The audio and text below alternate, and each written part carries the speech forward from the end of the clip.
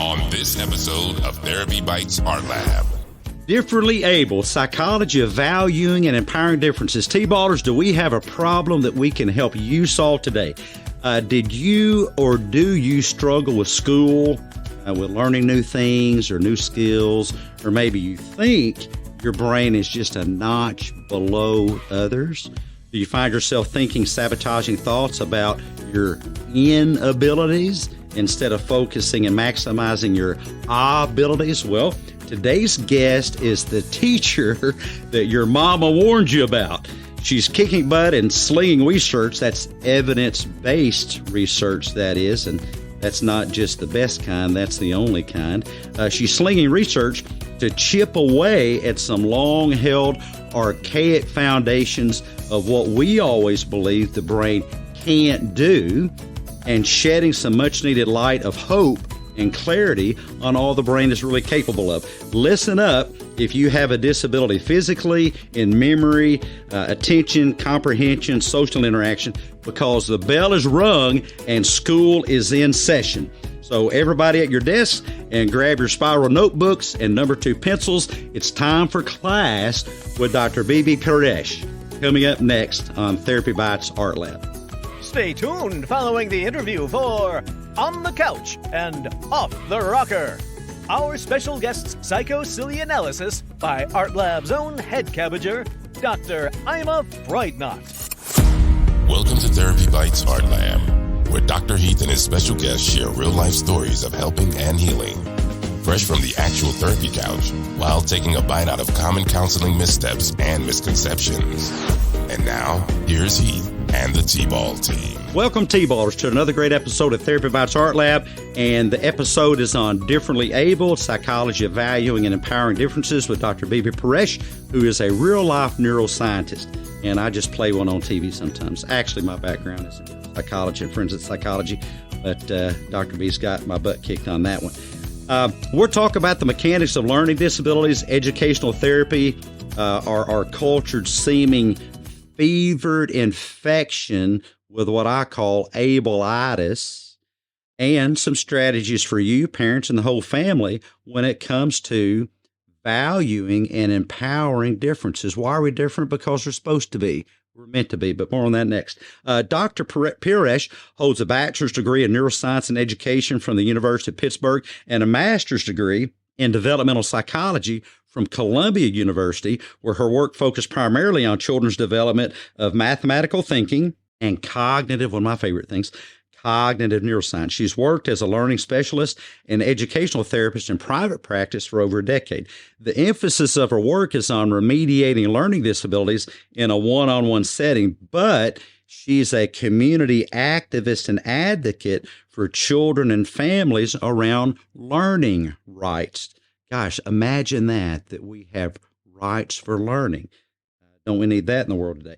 She works with children grades 1 through 12 and covers a wide range of learning difficulties, including dyslexia, ADHD, and spectrum disorders. And we're talking about autism there. In 2020, Dr. Pirayesh launched the Difference is Not Deficit. I'll say that one more time because it's so cool. The Difference is Not Deficit project to help promote the importance of seeing learning disability as a social justice issue. In addition to her private practice and advocacy work, Dr. Pirayesh is also adjunct faculty at Pepperdine University and is involved with a number of service organizations, including the Association of Educational Therapists. Stay in the stands at the end of the interview, T-Ballers, and witness our special guest slug a bite-sized brain ball with your name all over it, clean out of the art lab. And Dr. Bibi, it is such a pleasure to have you in the art lab today. Thanks for being here. Tell us, how did you get going on this battle for learning rights? And for those listening, why should we all care about that? Sure. Well, thank you so much for having me and for the introduction. I think I came to educational therapy and sort of the field of special education, learning rights, all of this in a very different way than most people do. I came from a science background. I think most people come from an education teaching background. And my studies kind of in school were primarily aimed around understanding learning. And I sort of got to a point in my career where I was so confused about why everything that we understood and knew at the academic level wasn't getting passed on to classrooms. Like, why was there this disconnect between research and practice? And when I first started working with kids with learning disabilities, it was just sort of almost like research. I wanted to understand, we say in neuroscience, if you want to understand a process, look at it where it breaks down. And of course, for these kids, it was breaking down. But once I started to do that work, I really saw one place where we could connect the research and the practice. So, for example, around dyslexia, we know how to basically rebuild new neuronal connections. So someone who gets diagnosed with a learning disability in reading can learn how to read. And that's an incredible thing to see in a child. And so, over the years, I just became more and more concerned with the fact that this wasn't happening in most schools. Remediation doesn't happen in public schools. And then, of course, the issue that the way that things are set up, kids whose parents have the resources to get outside school support for them tend to be able to, use that support and succeed, and the kids who don't. And of course, that's a social justice issue. And so that's really how I began to get into these questions around learning disability as a social justice issue, but also, children's learning rights, because the way that our special education law is written, there is no, we don't consider being able to kind of reach your potential as a human right. It's just more around access. And so what I was seeing is that a lot of kids, as long as they have the minimal amount of access, the school system is like, we've done our job. But of course, these kids have potential to do so much more. And that never happens. Wow. Well, I can already see that we need to have about an 8-hour conversation to really dig through all that. That is a lot of information. And I'm going to go back and pick up on, and thank you for that. I want to go back and pick up on something that our listeners may not be familiar with. I think that families hear this on a routine basis. And I think there's a reason behind that.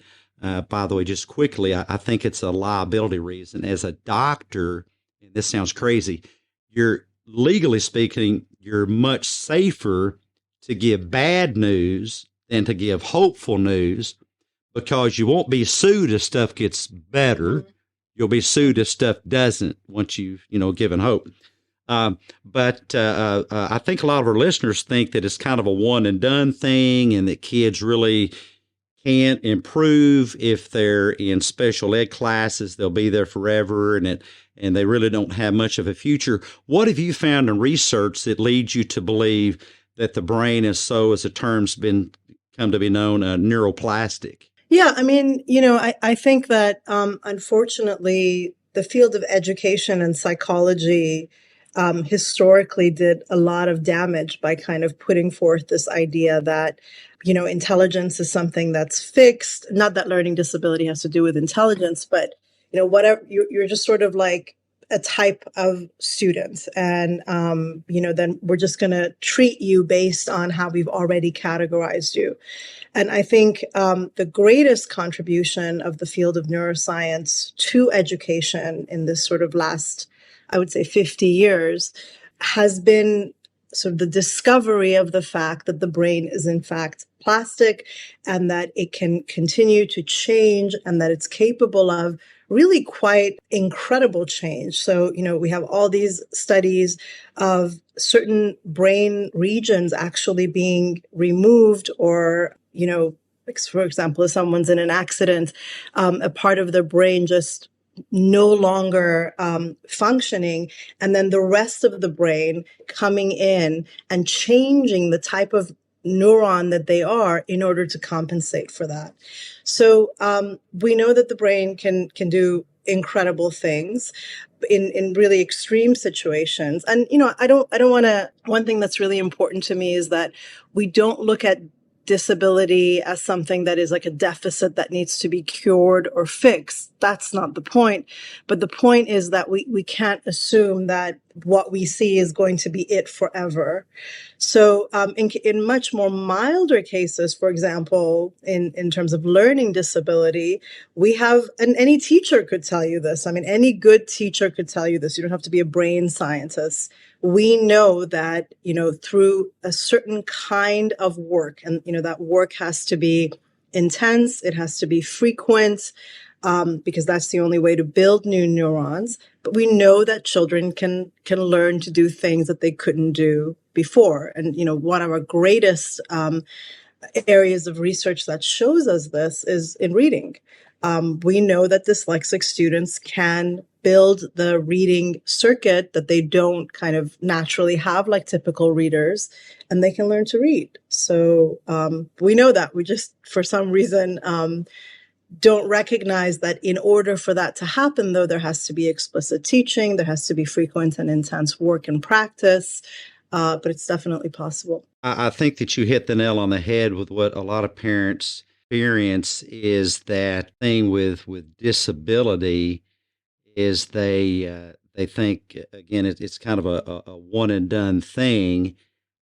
They don't realize all the new research and science out there that's available to help their kid.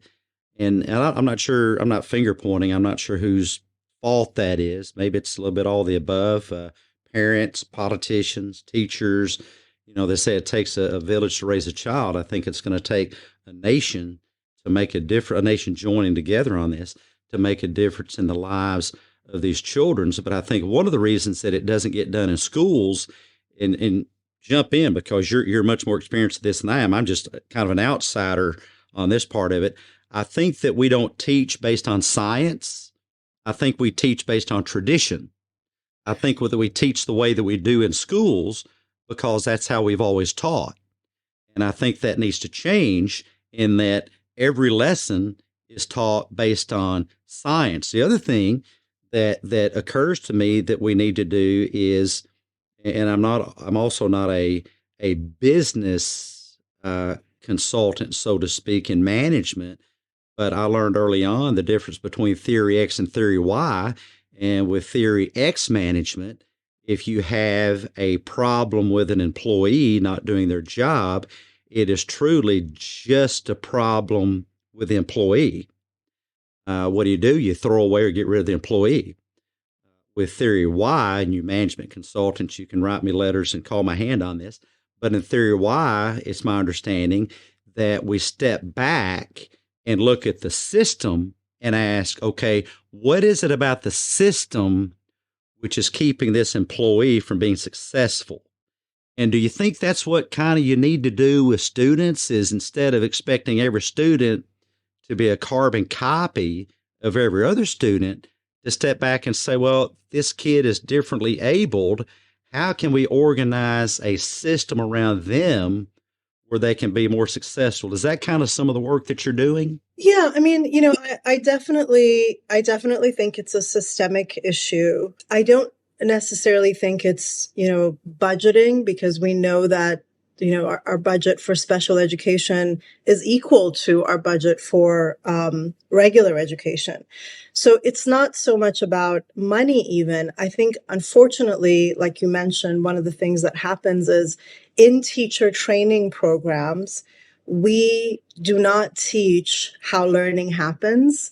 We do not teach, for all of our talk around child-centered this and that, we're not really teaching how the brain learns and develops, et cetera. We teach curriculum. That's what we teach. And that curriculum is mandated by law, I guess, right? Mandated by law, and it's very much based on not just a typical learner, but like what you would consider a very strong kind of linear academic learner, which so many kids do not fit. They're different types of, I don't want to say different kinds of learners, because that doesn't really neuroscientifically make sense, but they're differently, they come to things in a different way. And there's different things that they would. So for example, if our school system, was focused on doing really well in sports, all of the kids who are very academic would probably get labeled as disabled because they would, if they're not good at sports. So the issue is that we have a very narrow vision for education and what it means. And then anyone who doesn't fit into that, we just say, oh, there's something, kind of wrong with them. And then we sort of in our special education system tend to try and just kind of push them along and get them to the end and get them off of our plates in a way. So I don't think that we can really blame, individual teachers. But the bottom line is that our special education system is really aimed at accommodations and modifications and not really aimed at remediation. Now, for some kids, I don't want to give the impression that any student is going to be able to shift things and become a typical learner, nor should that be the goal. That shouldn't be the goal. The goal should be to kind of look at the variety and diversity of the kinds of brains that children bring us, and then to try and create an education system that is reflective of that. Whereas what we have today is we decide, and by we, I generally mean neurotypical people, we decide what is normal, what is right, and then all the children have to kind of reflect our values. And it's sort of that's what we really need to turn upside down, I think. Oh, and I agree. I think it's very much a bell curve effect. For those of you that don't know, I'm on video here and I'm doing this thing where there's a peak in the middle, and to be normal, you really have to be kind of centered in the middle of the distribution. If you're in the tails of the distribution, either way, really, you're just an odd duck, and you get chopped off and left out. There's got to be a better way. But where are we missing the boat? Why can't we get there after studying it for so long and having all these big dollar government programs? Why can't we seem to tackle it and make a difference? What's holding us back? Yeah, that is the $1 million question. I think, unfortunately, when I really try to dive into that question of, why is there this great divide between research and practice? And, it's a very complex answer, and there's, many different components. But I think one really big part of it is ideology. Culturally, ideologically, we have just this very hierarchical, meritocratic way of looking at everything. And, our education system reflects that. So I think to some extent, of course, things are changing. I think more and more we're really beginning to understand the importance of diversity. I think right now, for example, we're in a place where we're understanding that the type of skills that children need in the future are going to be very different than the types of skills that we're valuing and pushing in schools. And the types of students who have those skills might not be our A+ students in schools. So, we're kind of, I think, in this time in education, despite the fact that we're always in a crisis in education and we're always going under reforms and this and that. I think a lot of that is fueled by money. But I think we're really in a time right now where we're understanding that things are going to look different in the future, and I think that's a good thing. But I really think that it comes back to ideology, and I think a lot of it comes back to the economic order of the land. So, but I don't want to get into that too. Yeah, that's a can of worms, isn't it? Conversation. No, I think that we put our money where we find meaning. And speaking of the tails of the distribution, you have on one end the very, very young, and the other end you have the very, very old. And we just have a culture that really doesn't value the very young, and it certainly doesn't value the very old. By the time you get to be 70, you're actually pretty worthless, aren't you? And that's ridiculous. These are human beings we're talking about. Right. We have a culture that sort of values you, I think, based on your productivity. And you have productive years. And I think that the kids, that are not going to just easily fall into this system of kind of raising you to be productive are kind of seen as a problem. And we've changed a lot of the language. We don't call them, the words that we used to, or maybe isolate them in the way that we used to. But at the heart of it, our ideology is still the same, and that's reflected still. I just think that the whole productivity thing is a bit of keeping our heads inside the box instead of thinking outside the box, because it kind of begs the question, what is productivity? And the way we humans think of things is, guess what? How we always think of things. How we think of things is going to be how we always think of things.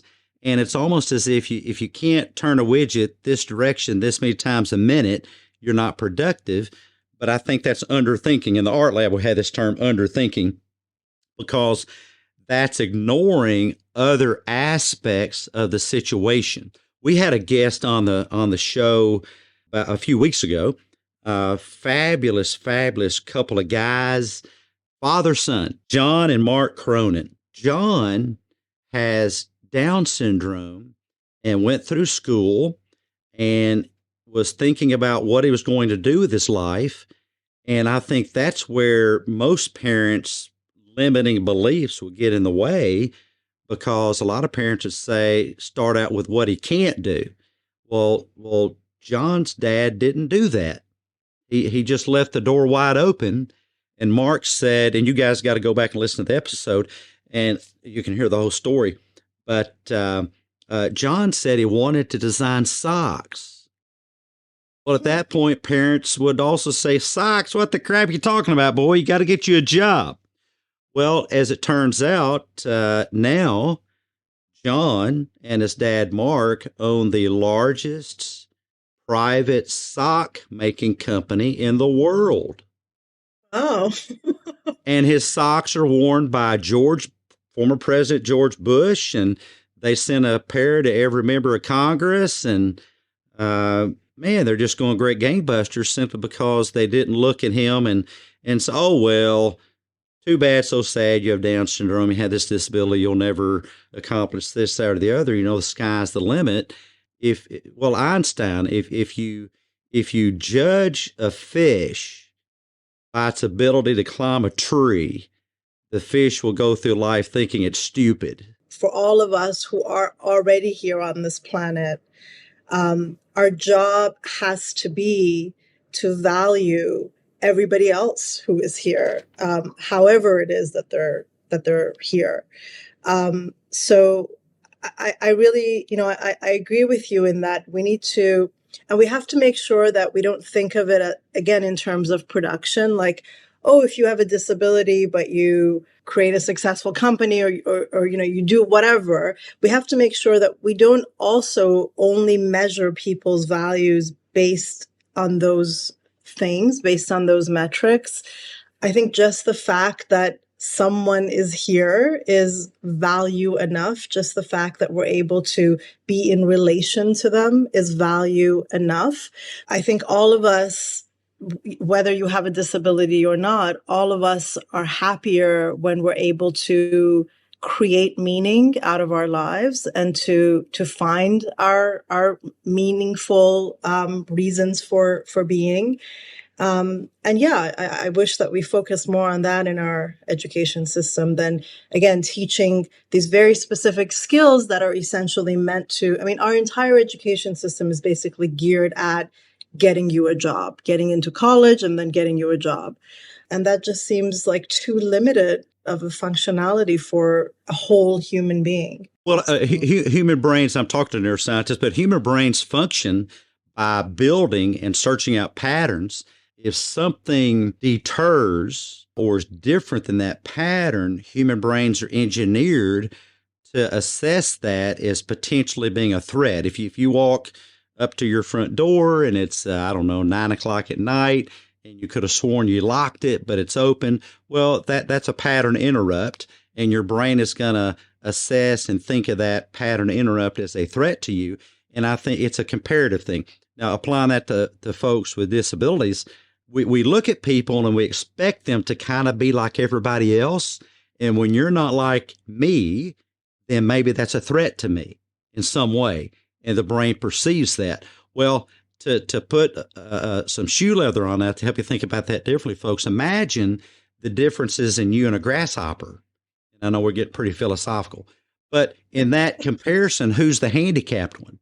The grasshopper because it can't watch Netflix, or you because you can't hop as many body lengths as a grasshopper? See, it's all just perspective. Dr. Bibi, let me ask you, how do you look at folks? I mean, what's your perception? How does your brain perceive of folks when you work with somebody that has a learning disability? We don't need to put this negative value judgment on having a disability. And in fact, a lot of folks with disabilities, and I don't want to speak for them, but my impression is that they're fine with it, and they feel an incredible sense of pride because that's part of their identity, and there's nothing wrong with that. And I think that it's not abnormal for them, right? Exactly. I mean, and it's not abnormal at all. We're just seeing it that way because we're looking at it again through our very narrow lens. And I think that's one of the main aspects of my work with kids, because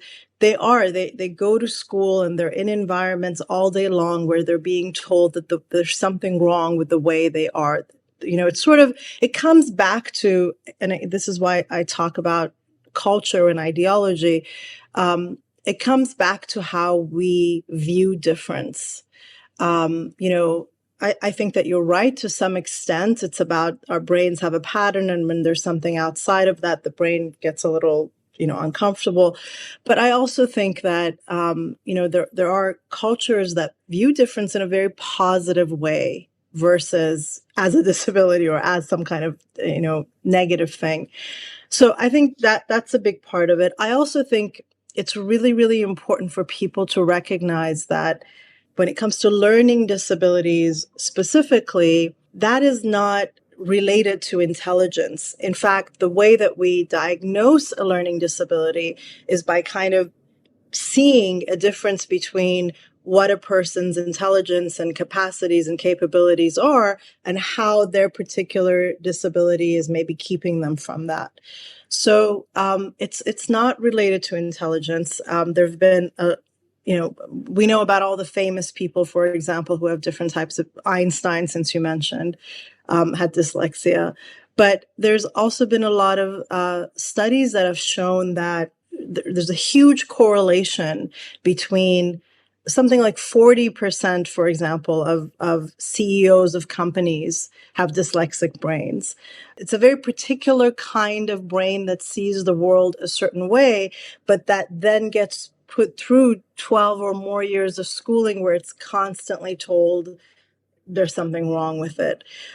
So I think in a lot of ways, the biggest work is in trying to undo that, not so much about teaching someone how to read, which is the same as maybe teaching someone how to ride a bike. There's that component of it. And then, of course, there's the other component where we know that there's a huge correlation between people who have dyslexia and people who are in prisons. Something about like 70% of people have, not specifically dyslexia, but have a learning disability. So, there's just no way that you can remove, who becomes the CEO and who becomes, who goes to prison. So there's no way to disconnect the conversation from larger conversations around social justice, around race, around economics, all of that. But those statistics themselves, I think, show that it's not it's not something about the dyslexia that is going to. What a great point. Yeah. So, and when you know that research, you're going to come to it very differently than when you're a child who, all you know in the world is basically what your friends are saying and, what your teacher is saying. And so you're going through your own life with the impression that there's something wrong with you. And I think that's so important for your listeners to really boil that down maybe a little bit for you. What Dr. Bibi is talking about is if the causal factor was overwhelmingly dyslexia, you would expect almost everybody with dyslexia to go to prison. But since everybody with dyslexia doesn't go to prison, some become presidents and CEOs and multimillionaires, then it can't be the dyslexia. It's got to be something else. And we can actually assign values to the effect size of those different factors and see which one has more influence. And I believe what she's saying, and I would agree, that it's other things than the dyslexia. Well, what are some of those things? What else could it be? For full show notes and transcript of today's episode, go to therapybites.podbean.com.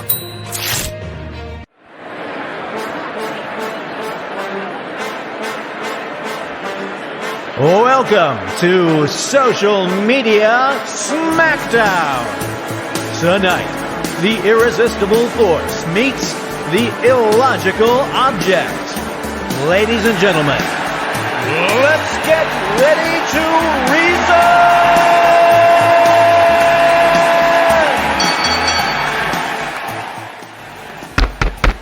Hey T-Ballers, Doc Heath here with another Social Media Smackdown. This is from a platform where a parent posted about having a problem with her daughter, and she said, my daughter is what we would call a natural negative mind. We have implemented things into her schedule to enhance her mood. And then she goes on to tell more of the story about trying to cater to emotions and stop emotions and get rid of the emotions. And then surprisingly, or maybe not surprisingly, somebody contributed the chestnut, teach her emotional intelligence. No one is too young to start learning CBT. And by the way, that is not CBT. But let's get on to what this post is really about. Emotional intelligence is a fad, and one that is long past its expiration date and in dire need of being filed away, along with phrenology, which is interpreting bumps on your head, and psychic surgery. You guys can Google that just for kicks and giggles. Here's the standard definition of emotional intelligence: the ability to understand and manage your own emotions. Notice how it skips right over what it is that creates emotions, guys, which is cognitions. The definition continues here. As well as recognize and influence the emotions of those around you. Now, if you can reliably do that, that is control the neurons inside of another human being's brain, because that's what it would take to control another's emotions, mind control, then there's a few casinos that you and I are going to go visit together. But this is just all pseudo-psychological clickbait to sell books on the subject. If emotional intelligence was a real psychological phenomenon, then cognitive science, all of it, would have to be wrong. And if you Google cognitive science on Scholar, you'll get about 4.75 million results in 1/10 of a second. Emotions cannot be intelligent, for that would be akin to speaking of follicular intelligence, or nasal, not naval, but nasal intelligence. Hair follicles, nasal cavities, and emotions are each important, but they have nothing to do with intelligence. Your thoughts control your emotions, and only your emotions, no one else's. And no one else's thoughts can control your emotions either. Look, take responsibility for your thoughts, and your emotions will take care of themselves. Now that's an intelligent, thought-based way of dealing with emotions. But if you disagree, punch me up with a text to 1-870-686-4196. That's 1-870-686-4196, our Therapy Bites community number, and we'll slug it out in a debate live on the podcast. Doc Heath, Social Media Smackdown. What a slobber knocker! The winner by Psychological Smackdown, Doc Heath! No pronouns were harmed during the production of this podcast. You're listening to Therapy Bites Art Lab, bite-sized therapy for your brain with Dr. Heath and the T-Ball T. The best advice on the net. No copay required. Welcome to the Therapy Bites Art Lab Library, where we have poured over thousands of volumes to bring you the latest CouchCrumbs quote. Oh, would you like a napkin? You're getting crumbs in the book. That okay. Me eat book. Oh. And now today's CouchCrumbs quote. Shylock Holmes here. Anxiety is my brain reminding me to breathe.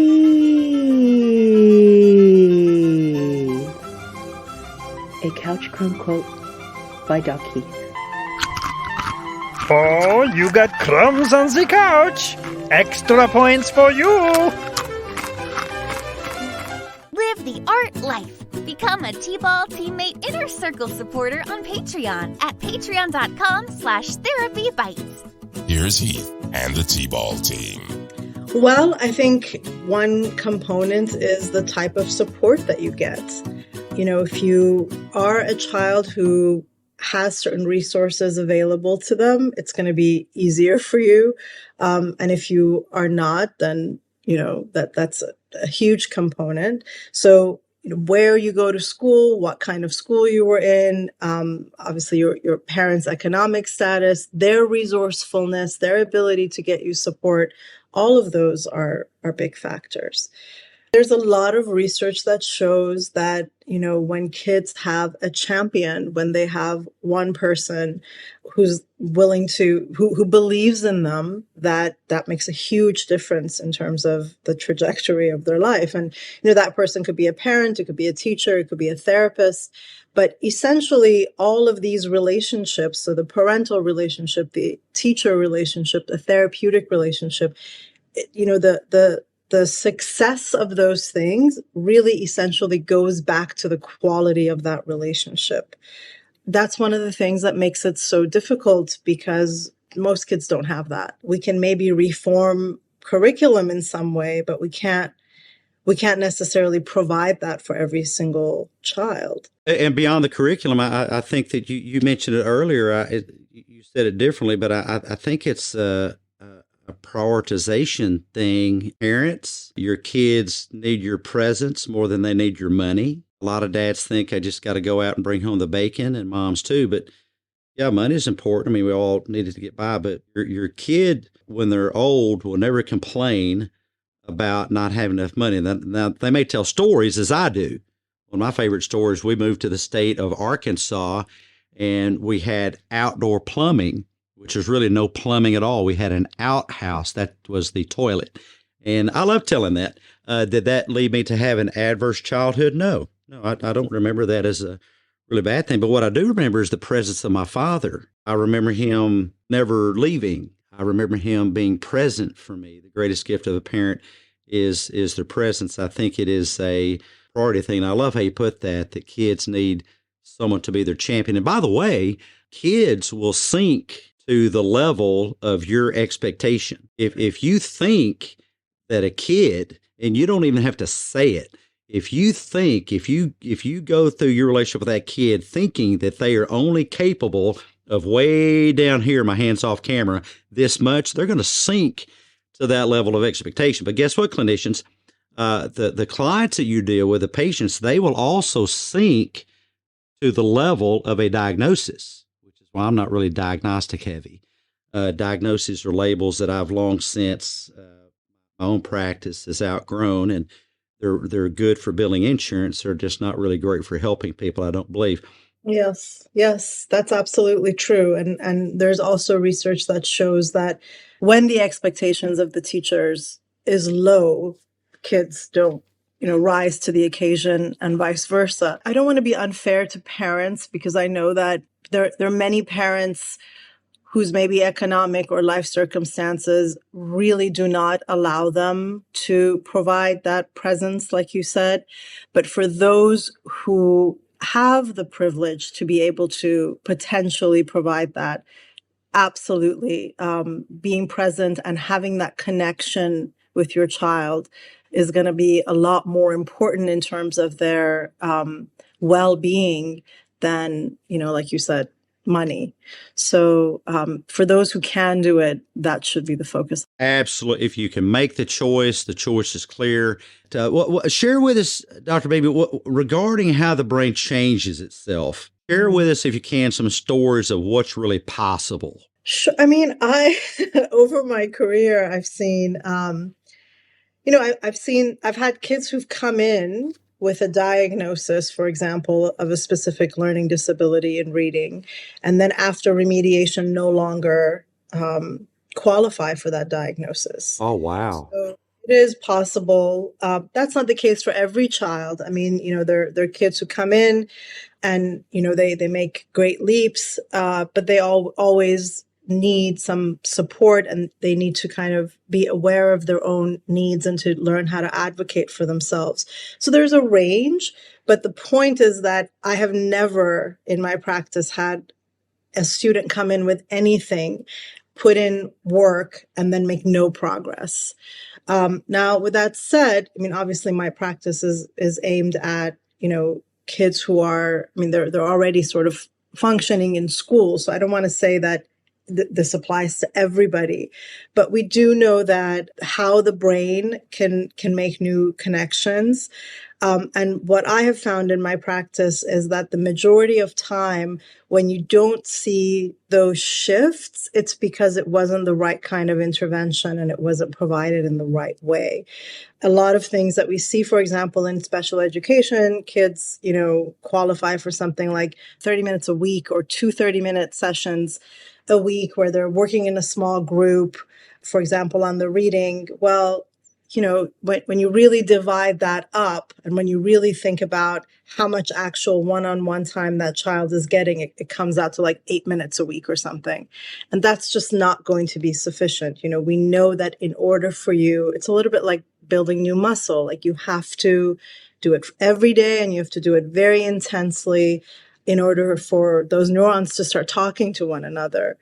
So I think that that's definitely something to also be aware of, is what it actually takes to make the changes, and whether or not your child is actually getting that kind of intervention. I think that the research on rehab and stroke really proved the point there, because if a person's had a stroke over here, right side hemisphere that affects their left arm, if they're actually forced, and I know that sounds like a tough word, but forced to use the useless arm, the more they use it, the more communication between brain cells can possibly be restored, and possibly to a great extent. But I think that there's 3 main ingredients to that. And the first ingredient is practice.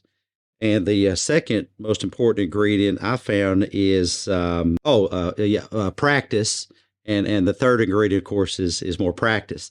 And that takes time. People just get impatient. They want to skip ahead and hit a home run.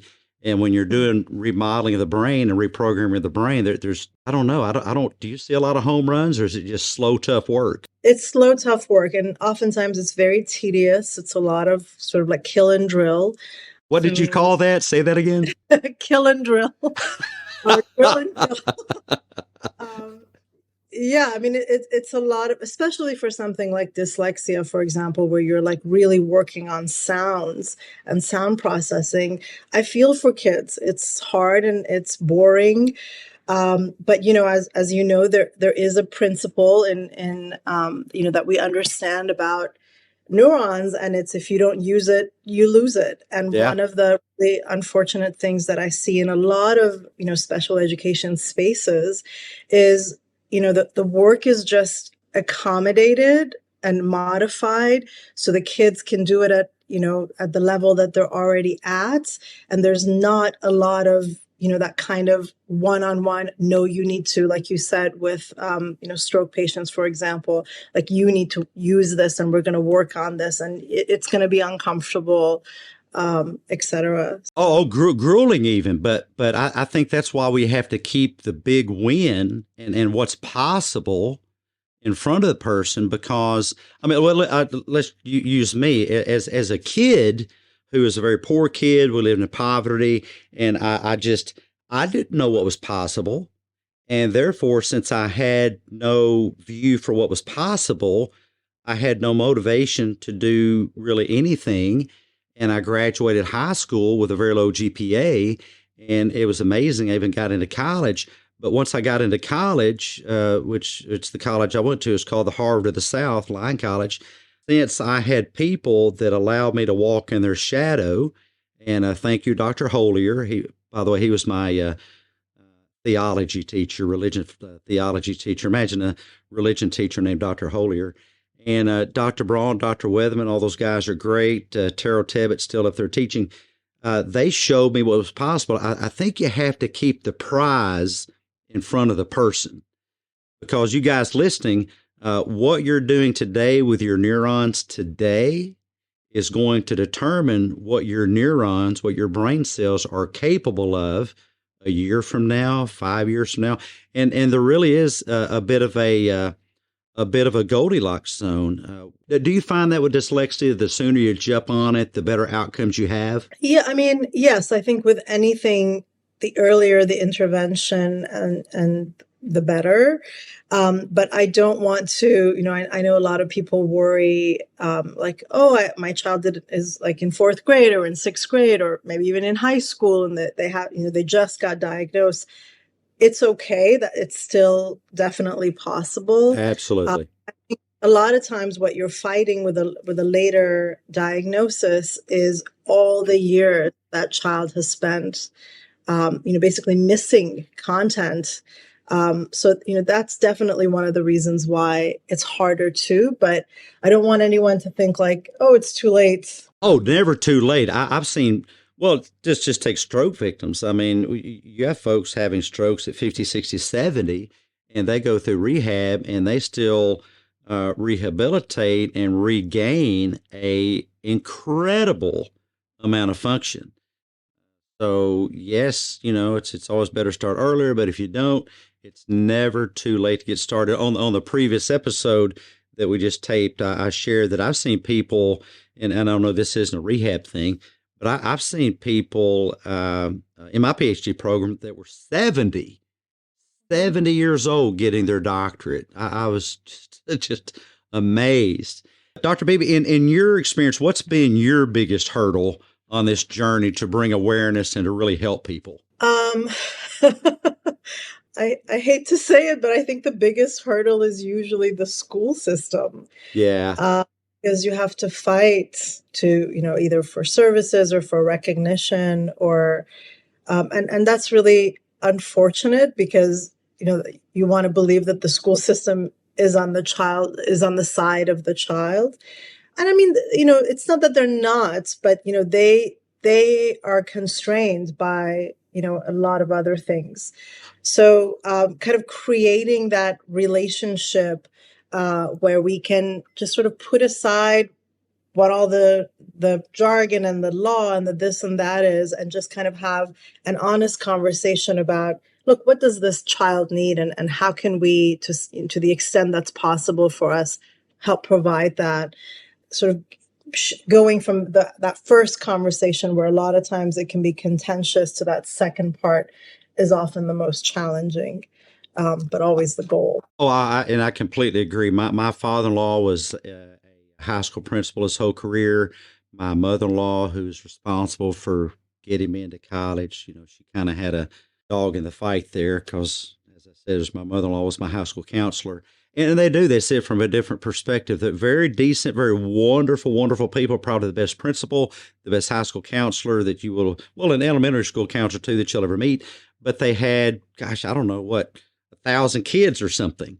And I was one. And, but I think your best bet is, instead of being enemies, approach it collaboratively.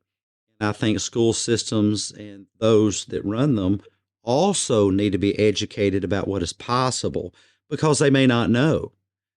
I don't think teachers get the education. And by the way, all this stuff gets dated very quickly. I started my career in psychological education in the early 80s. Goodness, aren't things different now in the early 80s? And things change so rapidly. I think it's up to the parents to be informed consumers, and to maybe you can be the educator of the educators, but do so collaboratively. What's the definition of educational therapy? Sure. I mean, and it's really important to talk about this, because I think that educational therapy is not very well known as a field in a lot of places in the country. But an educational therapist is essentially someone who is trained to be able to assess, understand, and teach to the types of learning differences that we've been talking about. So the job of the educational therapist is to really be informed about these different types of learning disabilities and informed about how to remediate them and actually be able to remediate them. And then, of course, a big part of educational therapy is also advocacy work, because you have to be able to interface with the school and kind of manage the entire case. So it's sort of like, I would say it's similar to like a speech language what a speech language pathologist does for language related issues. Educational therapy is that, but more for cognitive academic types of issues. Fantastic. I would guess that lots of our listeners haven't heard of that. Just a few quick tips for parents. If you're a parent with a differently able child, maybe some tips to encourage and keep them moving forward. Sure. I mean, I would say the first most important thing is to do testing and diagnosis, because that's essentially what is going to determine the potential for services, for help. So I really want parents to know, because a lot of times parents go to the school and ask for testing and they're told, oh, your child doesn't need it. I want parents to know that legally, if they write to the school and request testing, every public school is by law required to test that child within 60 days. So it doesn't matter what they tell you. That is part of your rights as a citizen, a taxpayer. So I would say get the testing, understand the information. If there is a diagnosis and you're going to, what we call an IEP or a 504 meeting, I would say if you can, get someone to come in there with you to be your advocate. It doesn't necessarily have to be someone that you pay to do it. It could be maybe another parent who's already been through the system, because the whole thing can be very, very overwhelming.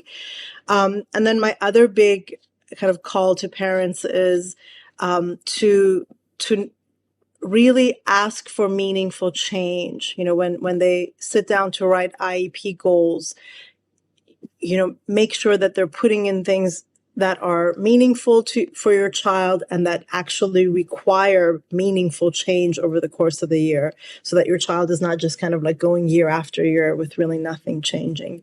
And then remember those principles. The principles of remediation are intense and frequent work. And maybe the school system isn't able to provide remediation, because that's not necessarily part of what they're required to do. So if you have the resources, try to get outside resources to help your child do that. Fantastic advice. Thank you. And what would you say, and this is kind of off kilter, but kind of finishing up this episode today, what would you say is your favorite neuroplasticity hack? T-ballers, time to quit your lollygagging. Get out of the dugout, onto the field, and live the art life. I think everything changes when kids can see themselves change, be capable of change, because something about them believing in themselves suddenly makes the entire process so much easier and faster. And I do think there's also a connection, even though neuroscience hasn't quite done that research yet. But I think there is a connection there between, what you're capable of doing when your brain believes that you can do it. So I would say the biggest hack would be to start with something small and tangible that the child can actually understand and see themselves change in, and then get buy-in from them that, neuroplasticity is real. Look, you just did it. And then your job is going to be a lot easier. That's wonderful. I love that. I would add to that, as you're speaking, I'm kind of thinking about this stuff. Make it fun and sit down with your kid and write your story in the future. Write your story of how your child is going to be in the future and get their participation in how their future is going to be, because that will give your brain a goal to aim at, and it will leverage resources to accomplish that goal. Build a picture, a storybook of how your future is going to be. I'll have kids come here and they'll say, oh, I want to live in a house like you live and have what you have. And I'll say, no, you don't. And they'll say, yes, I do. And I say, no, but you don't. That's just not being genuine, because you just told me you blew off your math test yesterday. That's the opposite of getting what you just said you want. If you're really sincere about it, then your math test is a stepping stone. So build yourself a story and hold yourself accountable for the stepping stone to getting you there. For more information with Dr. Bibi, you can go to www.oneofonekids.org.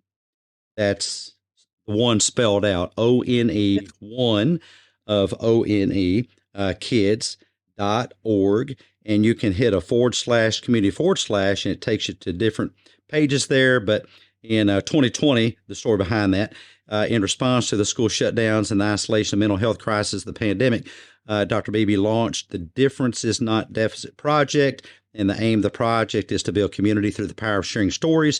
You can visit that site to share, get this, talking about building a story, to share your story of what learning disabilities mean to you in ways you have experienced the fact that we are disabled not by our minds, but by the systems we live in. One last thing.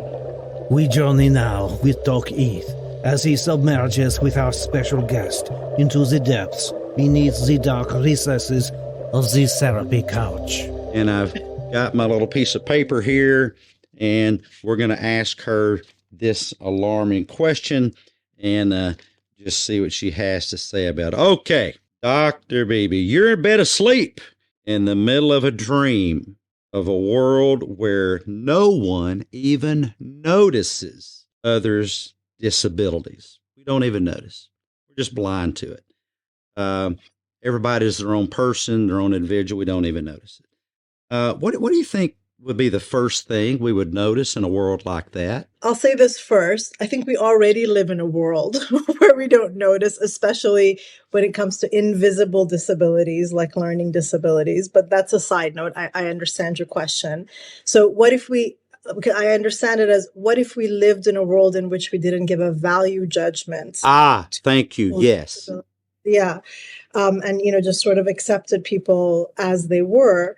I think we would notice a lot more of a harmonious world. And I think that we would probably be a lot more advanced because everyone would have been able to make their contribution and their way of seeing things. I think we would live in a much more interesting, diverse, different world than kind of this one lens that we have now. So yeah, I would imagine it would look very different. Excellent. I think we would cure cancer. And I tell you what, I have a colleague and her husband is on the autism spectrum, and he really can't function without her out in big social settings. Just the fish trying to climb the tree, the duck out of water. But if you'll put him in a little room with, and I'm being grandiose, 30 computer screens, he's a genius, because that's his space. And I think if we, in a healthy way, became blind to just picking out and making value judgments about people being different than us, oh yeah, I think we would cure cancer, and we would have a colony on Mars and every other planet. And I just think this is holding us back. Hey, thank you so much for joining us, and thank you, T-Ballers, for joining us. That stands for TherapyBites A.R.T Lab, where we try to adapt accurate, realistic thoughts and life-affirming beliefs. And Dr. Bibi, keep up the great work. You are making a difference in the world, one child at a time, and you have our respect. Guys, thanks, and we'll catch you next time. Bye-bye now. Welcome to On the Couch and Off Our Rocker with Dr. Ima Freudnot, where we review our special guest's TherapyBites A.R.T Lab episode, Psychomolarchy Scale Assessment Results. That's PMS for short. Dr. Bibi Pirayesh's PMS performance places her in the 98th percentile on the PMS's NENNS, Neuroeducational Ninja Nurturer Scale. This suggests a strikingly, scintillatingly strong capacity for rewiring the cognitive cogs and gears in young minds, with an unusually, uproariously unique approach to rigorously reconceptualizing learning disabilities. Dr. Pirayesh appears to be a one-woman powerhouse of pedagogical prowess, tackling towering learning disabilities with the tenacity of a terrier and the tenderness of a Tibetan monk. She skillfully and splendidly soothes the synapses and tickles the neurons of her clients, transforming supposed shortcomings into super strengths. This dazzlingly doting doc is brimming with brain-bending, bias-busting techniques to help her clients thrive in the land of logarithms and law. It is my considered conclusion that Dr. Pirayesh be prescribed no less than a 607 milligram IN intraneuronal dose of abilityamide and a 2300 milligram ED extradendritic dose of learning lavoxin to curb any creeping, crawling doubts about the diverse wonders of the human brain. Dr. Ima Freudnacht, Chief Shrinkstigator, TherapyBites Art Lab. Grab some of this episode's guest merchandise, specially designed to help keep this episode's message top of mind in your life. Don't forget friends and family members who could use an Art Lab mental boost too. Just go to therapybites.myshopify.com. Hey, T-Ballers. Thanks so much for being with us today. If we brought value to your day, show us some love by leaving your positive feedback and inviting some friends to listen in and join the T-Ball team. Government legal gobbledygook. Not intended as a diagnostic or as an alternative to professional clinical treatment. Resources and advice are for information and entertainment purposes only. Brought to you by... Someone saying things you don't like? Tape that nagging loudmouth shut. Government-approved speech tape. Gas tape. Now available at your local hardware store. TherapyBites Art Lab is not an approved, endorsed, authorized, butt-kissing affiliate of the United States Special Offense Assessment Police. SOAP Police for short. Warning. Consumption of TherapyBites Art Lab content by Kool-Aid drinking, stinking, thinking, social media, pseudo-psychological pushing, wacky woke anti-free speech mumbo-jumbo advocates may cause spontaneous internal skull combustion, stomach discomfort, and or laxative effects. Allergy warning. TherapyBites is manufactured in a facility that challenges nutty distortions, processes nuggets of accurate, realistic thinking, and life-affirming beliefs. This is the audio version of the legal fine print. Why are you still listening to this when you can catch the next great episode of TherapyBites Art Lab with a good friend or family member? Really? Are you still there? This is getting silly. Move on to the next psychologically thrilling episode of the best advice on the net. No copay required. Me eat copay. Yeah, with Dr. Heath and the T-Ball team. Go ahead, don't be podgoraphobic. Scoot, scoot, scoot. On to the next episode.